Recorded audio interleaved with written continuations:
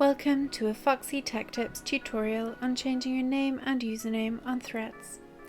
If you find this tutorial helpful, please consider subscribing to my channel and liking the video.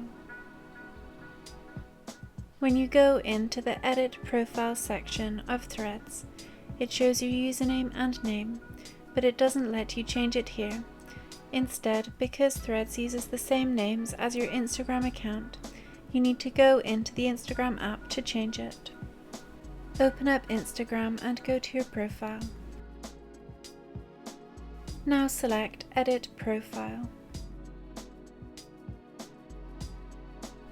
Here you can change your name and username, and it will update for both Instagram and Threads.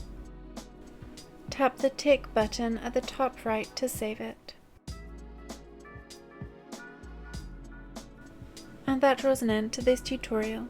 Please like the video if you found it helpful and subscribe to Foxy Tech Tips for more Threads tips and tricks.